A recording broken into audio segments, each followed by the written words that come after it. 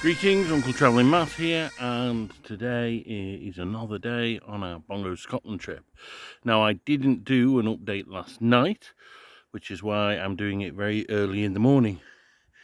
Although we're on a Bongo trip, we don't have Bongo at the moment because Bongo is on the mainland and we are on the island of Canna, which is one of the small isles, along with Eigg, Rum, and Much.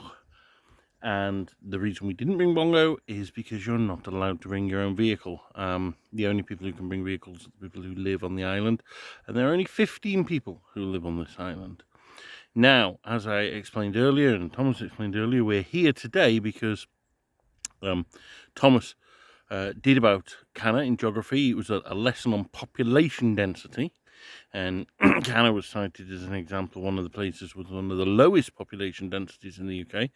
And the National Trust of Scotland, which owns the island, had a project to try and get more people to come and live here. And they had 400 applicants. But of course, most of them couldn't be housed. So they only filled the spaces they did have. I was a bit skeptical about coming here. I thought we're going to just spend some time on a rock in the sea. And after the islands we've seen previously, I didn't know quite what the value in that would be. But I have to say, it was proved completely wrong. This place is magical. It's absolutely incredible. We arrived, so yesterday we got up outside of Mallaig, packed our bags for what we would need, walked into Mallaig. Interestingly, as we were packing the bags, there was a couple walked past. There was quite a few people walking past our lay-by. And there was a couple walked past with, now what did it say on there? Silkiar on the road. And then he had, that's what she had on the back. No, And the other one was getting married. Yeah, he had getting married on the back. And they walked past, and we later saw them in a cafe, and they're a young couple that were walking to the top of Skye, which is where they're going to get married. They're big into travelling, except that they do most of the walk naked, and they're into that for whatever reason.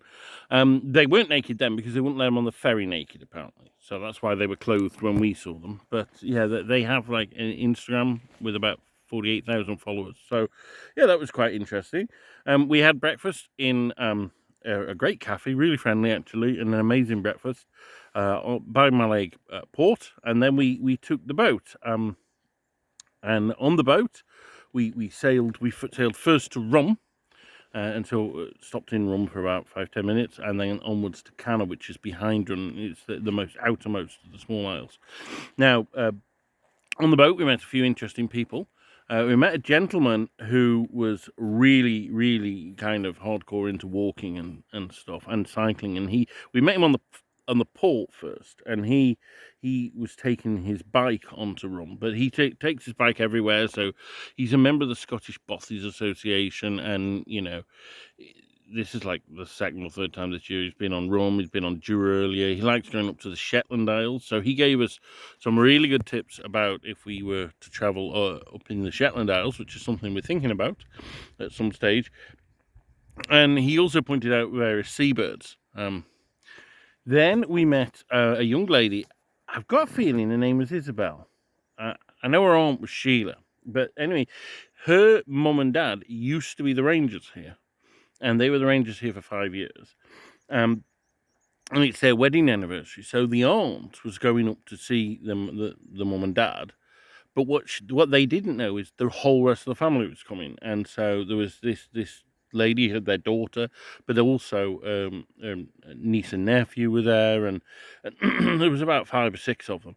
And when the ferry came in, the aunt stayed on deck and waved at them, and then got off first. But they all were wearing disguises and got off, and it was really quite touching, to be honest, to see. I think the mum was like in tears, and they were obviously having a really nice reunion. We saw them later in the restaurant enjoying themselves, and that was great.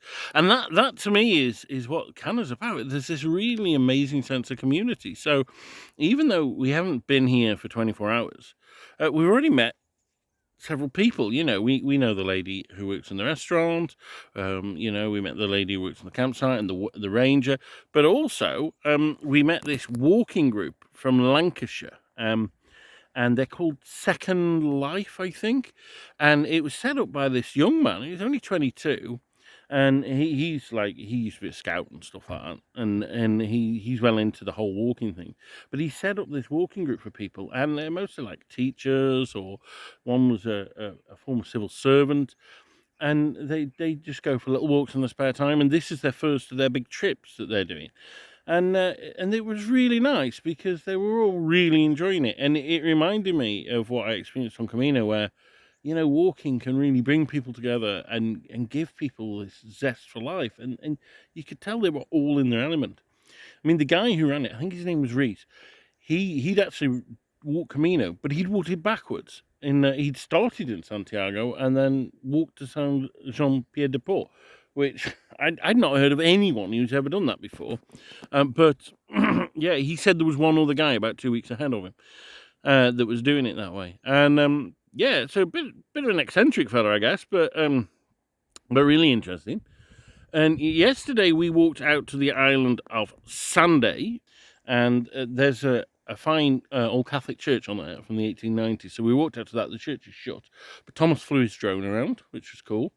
And it was a nice walk, and the sands were black because it's basalt. It's a volcanic island, and so that was really good. And then we had an evening meal in the restaurant, which was excellent. I had like seafood basically, and it was really good.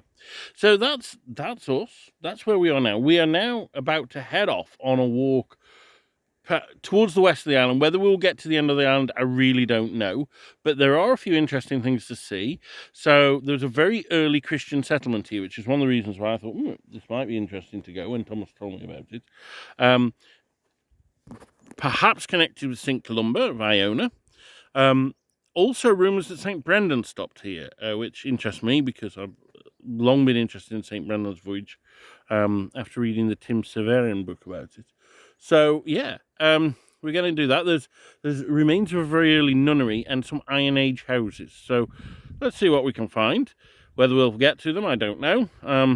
But whatever the case, keep travelling.